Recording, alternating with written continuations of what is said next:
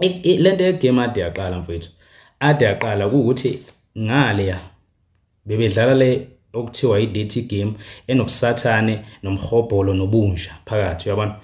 Ngizokutshena nje into yokuqala bake bayenza okuyigame nayo. Wakhumbula kuthiwa bake babambela uJivers emnika i-meeting bethi akakhethe phakathi kwabo noMthandeni. Babesadlala yona igame kodwa a dirty one. Bedlala igame yokuthi okay, luze lo simshaye simbambe asisuse uJive eduze kwakhe. Kwakuyigame, uyabona.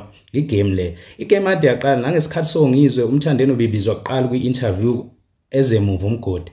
Why ufuneka ukuthi umgodi ezokwazi ukuthi eze ukuthi uThendo yabe sefike ephendula.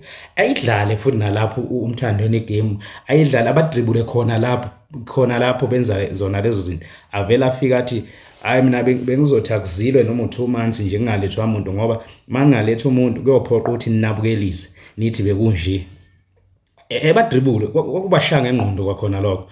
Uyabona esesemncane ke lapha. So igame ade yaqala. Ziningi nje izinto mfethu ukuthi bona bayenza underground futhi yabo inomhobholo nobusathane phakathi. Okay, ayinabo umtsizwa nje. Ayikho clean. Inomhobholo nobusathane phakathi ihambisana nanokudiza nobuxuku phakathi, yabona. So igame eziningi nje izinto ezenzeka underground esingazazi. Ungabona uMthandeni esequnsula umuntu ukuthi uMthandeni usukela abantu usukela kanti lutho usuke sezwile ukuthi ubani ade engihlebe endaweni ethize. For example, ukubona nje kwabona ivideo lakho uAre ehlele noNgiga bekhuluma ethi uAre mina ngidlula lutho ngalutho la mfana mina makuphela inyanga iyakhala ifoni yami ithi qenqe.